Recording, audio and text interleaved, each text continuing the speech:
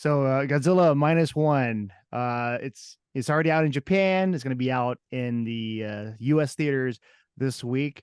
And how are you feeling right now with just the hype surrounding this, and also just the great reception so far? ですね。やっぱりアメリカの人たちの大きなリアクション、この前プレミアの時に見せていただいたんで、非常に興奮してますし、ワクワクしてますね。どんな反応が来るのかっていうのが、今まで北米できっちり公開したことがほとんどないので、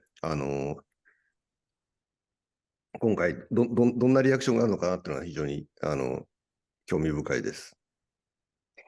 Yeah, I'm very, very excited. And I really can't wait to see what the reaction will be. I got a taste of it at the premiere, but definitely on a larger scale for North America. This is my first time I'm like really officially releasing a film formally in North America. So I'm really excited what the fan reaction will be. Because you've done a lot of different projects back in Japan, and then now with this movie here in the States. So what is it about Godzilla do you think that just attracts like just a worldwide audience? ね、やはり圧倒的な力というか、ものすごく、凶暴というか、巨大な力っていうのは、やっぱりどうしても人は惹かれてしまうんじゃないかなっていう気持ちと、あと、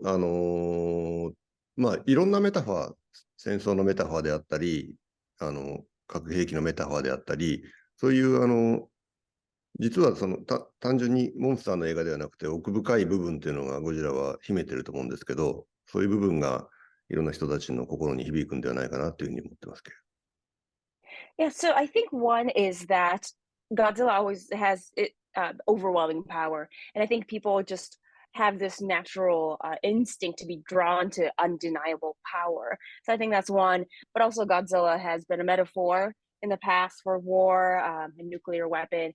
So that metaphor, and also just that Godzilla movies have never been just a kaiju movie. There's always something else going on. So I think those elements are what keep fans coming for more.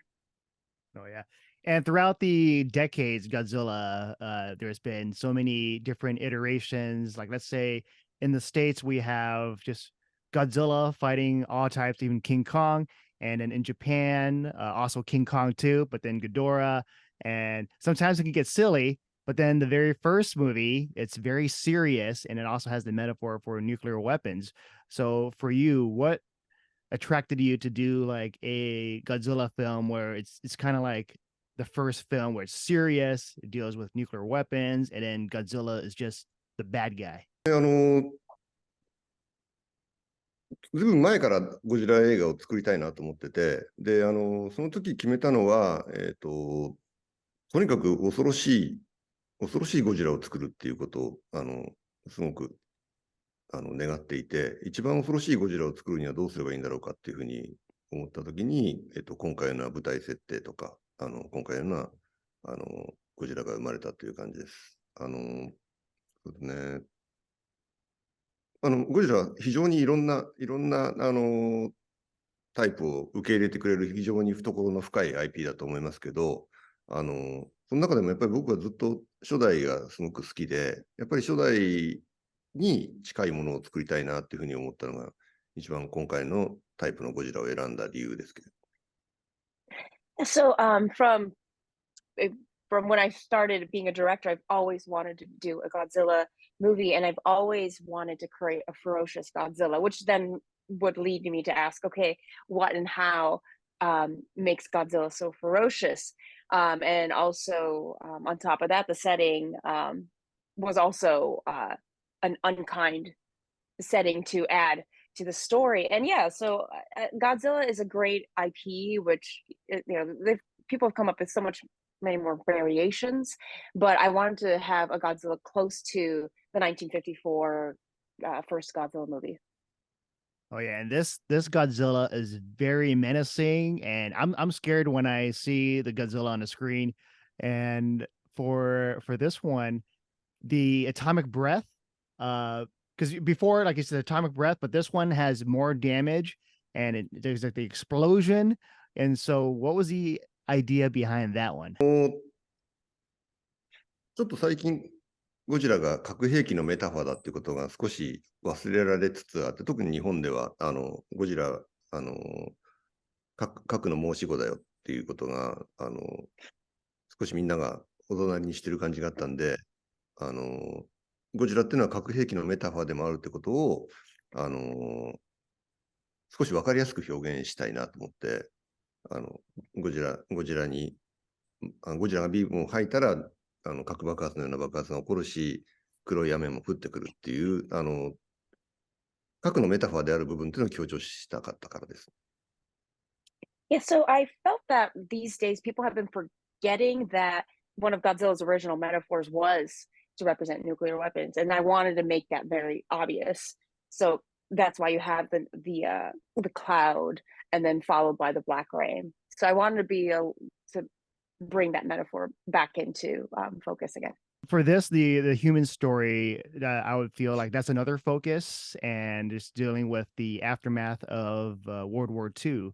And I think if you take out Godzilla, the story is still, like, for me at least, like, still good. Like, I would still enjoy this movie without Godzilla being in it.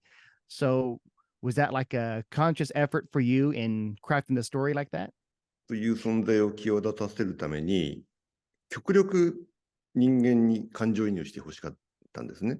なんで、そっちの方の物語をできるだけ厚くして、で、ものすごくお客さんたちが彼らに感情移入したところで、ゴジラがそれを破壊していくっていう構想にしたかったんで、人間ドラマの部分にも力を入れました。でもそれもやっぱり最初のゴジラ、一作目のゴジラが、僕はすごく熱い人間ドラマがそこには存在していたと思ったんで、やっぱり初代が好きなんで、そこに近づけようと思って、そういう作りにしましたという感じですね。はい。Yeah, it was a very conscious decision.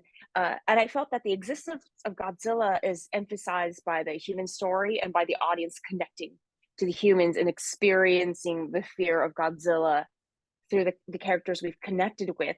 So that's why the human story is so solid, but it's also a little tip of the hat to the first Godzilla that also had a very solid human story element.